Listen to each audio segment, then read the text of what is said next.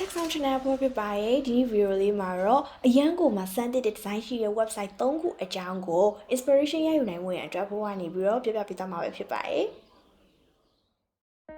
ပထမအဆုံး website ကတော့ marscolony.live လို့ခေါ်တဲ့ website ပဲဖြစ်ပါတယ်။အဲဒီ website ကတော့အထူးသဖြင့်အင်္ဂါဂျိုးနဲ့ပတ်သက်တဲ့အကြောင်းအရာတွေကိုအသေးစိတ်ဖော်ပြထားတဲ့ website ပဲဖြစ်ပါတယ်။ဒါဆိုရင်တော့အဲဒီ website ကိုကြည့်လိုက်အောင်။ဒါကတော့ပထမအဦးဆုံး website ထဲကိုဝင်ချင်းကိုမြင်လိုက်ရမယ့်ပုံစံပဲဖြစ်ပါတယ်။ပြီးတော့ရင်တော့ဆက်ပြီးတော့ scroll လုပ်မယ်ဆိုလို့ရှိရင် website နဲ့ပတ်သက်တဲ့ information တချို့ကိုရေးထားတာကိုတွေ့ရမှာပဲဖြစ်ပါတယ်။ပြီးတော့ရင်တော့ကမ္ဘာမြေကြီးမှာရှိနေတဲ့ structure နဲ့အင်္ဂါဂျိုပေါ်မှာရှိနေတဲ့ structure ကိုစိတ်ဝင်စားဖို့ကောင်းအောင် design ဆွဲထားတာကိုတွေ့ရမှာပဲဖြစ်ပါတယ်။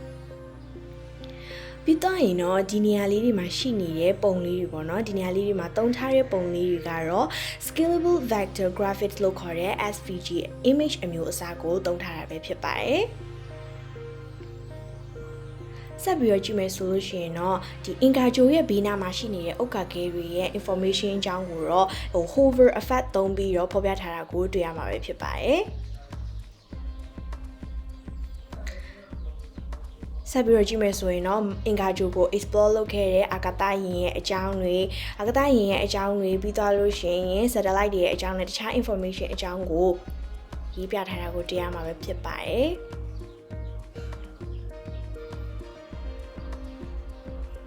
ပြီးတော့လို့ရှိရင်တော့ဒီနေရာလေးမှာဆိုရင်တော့ image နဲ့ဒီ text လေးကို parallax effect ကိုသုံးထားတာကိုတွေ့ရမှာပဲဖြစ်ပါတယ်ဆက်ပြီးတော့ကြည့်မယ်ဆိုလို့ရှိရင်တော့အင်္ဂါဂျိုနဲ့ပတ်သက်ပြီးတော့လှုပ်ဆောင်မှုအတွက်ခန့်မှန်းထားတဲ့အရာတွေကိုလည်းနှစ်အလိုက်နဲ့ချီပြီးတော့ပြထားတာကိုတွေ့ရမှာပဲဖြစ်ပါတယ်ဒီနေရာမှာကြည့်မယ်ဆိုလို့ရှိရင်တော့2100မှာအင်္ဂါဂျိုကကဘာနဲ့တူလာမယ်ဆိုတဲ့အရာကိုလည်းပုံနဲ့အတူပေါ့နော် hover လုပ်လိုက်လို့ရှိရင်တွေ့ရမယ့်ပုံစံလေးမျိုးနဲ့ပြုလုပ်ထားတာပဲဖြစ်ပါတယ်ဆက်ပြီးတော့ကြည့်မယ်ဆိုလို့ရှိရင်လည်းဒီ NASA ကနေပြီးတော့အင်္ဂါဂျိုစီကိုထုတ်လွှတ်တဲ့အာကာသယာဉ်ကိုသူ့ရဲ့အကြောင်းနဲ့ပြီးတော့သူ့ထဲမှာရှိနေတဲ့အစိတ်အပိုင်းတွေအကြောင်းကို scroll လုပ်လိုက်တာနဲ့တွေ့ရမယ့်ပုံစံမျိုးကိုလည်းစိတ်ဝင်စားဖွယ်ကောင်းအောင်ရေးပြထားတာကိုတွေ့ရမှာပဲဖြစ်ပါတယ်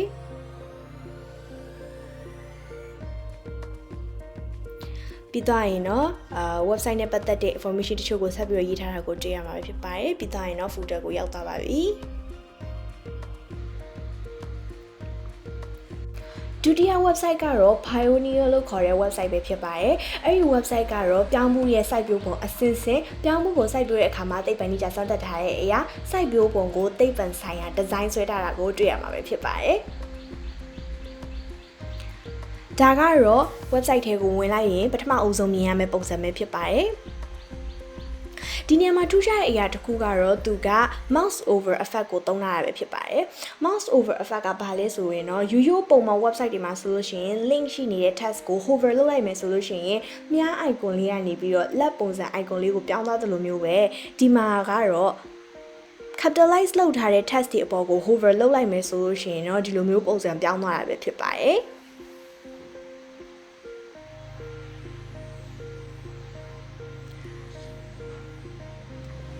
ဆက်ပြီးတော့ကြည့်လိုက်မယ်ဆိုလို့ရှင်လဲ session တစ်ခုပြီးတစ်ခုတိုင်းကစိတ်ဝင်စားဖွယ်ကောင်းအောင်ပြောင်းလဲသွားတာကိုတွေ့ရမှာပဲဖြစ်ပါတယ်ဒီဟာကတော့2021မှာ trend ဖြစ်တဲ့ website design trends တွေကတစ်ခုဖြစ်တဲ့ scrolling transformation လို့ခေါ်တဲ့ design ပဲဖြစ်ပါတယ်သူကတော့ user တွေက page ကိုဝင်လိုက်တဲ့အခါမှာဘာလုပ်ရမလဲဆိုပြီးတော့ navigate လုပ်တာတဲ့ဆိုင်ရင် user က page ကိုကြည့်လိုက်တဲ့အခါမှာစိတ်ဝင်စားသွားပြီးတော့ engage ဖြစ်သွားအောင်လုပ်တဲ့ပုံစံမျိုးပဲဖြစ်ပါတယ်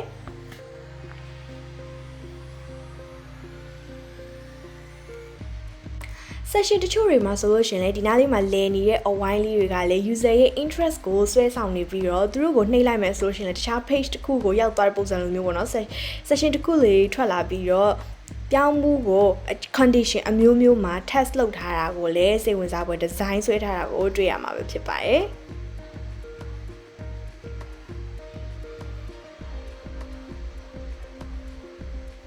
ဆက်ပြီးကြည့်မယ်ဆိုလို့ရှင်လဲ session တစ်ခုပြီးတစ်ခုက user ကိုစိတ်ဝင်စားဖို့ကောင်းအောင် attract လုပ်ထားတာကိုလည်းတွေ့ရမှာပဲဖြစ်ပါတယ်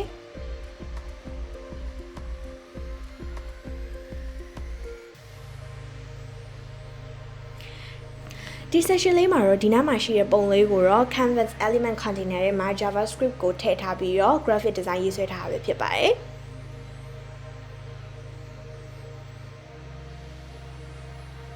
သူ့ရဲ့ graphic design ကိုကြည့်လိုက်မယ်ဆိုလို့ရှိရင်လည်းအရန်ကိုမှစိတ်ဝင်စားဖွယ်ကောင်းပြီးတော့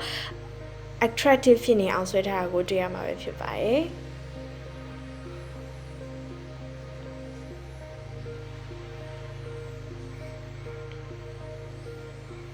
ဆက်ပြီးသွားမယ်ဆိုရင်တော့ website ရဲ့ footer ကိုရောက်ရှိသွားပါပြီ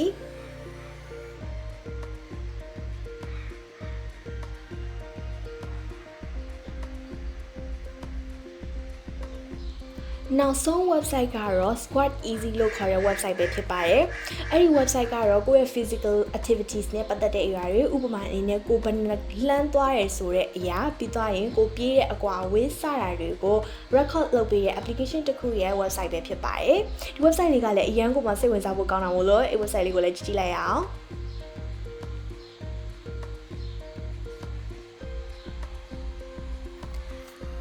ဒါကတော့ website တွေကိုစစချင်းဝင်လိုက်တာနဲ့မြင်ရမယ့်ပုံစံပဲဖြစ်ပါတယ်။ website တွေကိုဝင်လိုက်ပြီဆိုတာနဲ့ဒီ bookie လို့ခေါ်တဲ့ခွေးလေးက website တစ်ခုလုံးကို explore လုပ်နေတဲ့အချိန်မှာကိုယ်နဲ့အတူတူရှိနေမှာပဲဖြစ်ပါတယ်။သူ့ရဲ့နှာခေါင်းလေးကိုထိလိုက်မယ်ဆိုလို့ရှိရင်လည်းဒီနားလေးမှာရှိနေတဲ့စာလေးတွေကပြောင်းသွားတာကိုတွေ့ရမှာပဲဖြစ်ပါတယ်။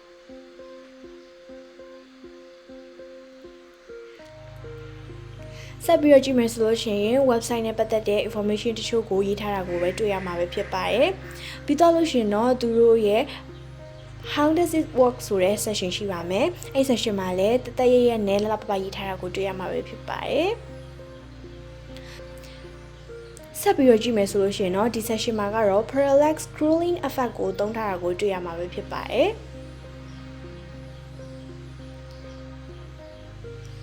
ဒီ session ပြီးသွားတဲ့အခါမှာတော့ bookie ပြန်ရောက်လာပါပြီ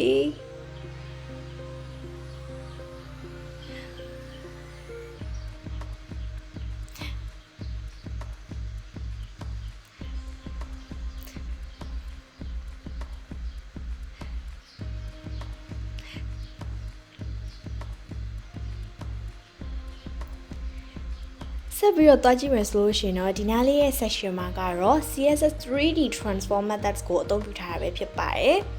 ။ဆက်ပြီးတော့ scroll down လုပ်ကြည့်မယ်ဆိုလို့ရှိရင် website နဲ့ပတ်သက်တဲ့ information တချို့ကိုရေးထားပြီးတော့ footer ကိုရောက်ရှိသွားပါပြီ။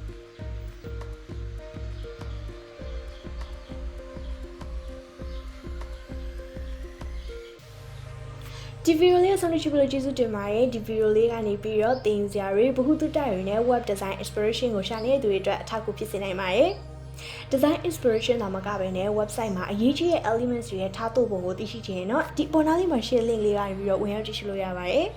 ဒီ channel လေးကနေပြီးတော့ web development နဲ့ပတ်သက်တဲ့အရာ UI UX နဲ့ပတ်သက်တဲ့အရာတွေကိုဆက်ပြီးတော့တင်ဆက်ပေးနေမှာမို့လို့ channel လေးကို subscribe လုပ်ခဲ့ပြီးတော့ video အသစ်တွေတက်လာရင်မှသိရှိနိုင်မှုအတွက် notification လေးကိုနှိပ်ခဲ့ဖို့လည်းမမေ့ပါနဲ့နော်နောက် video တွေမှာပြန်တွေ့ရအောင် bye bye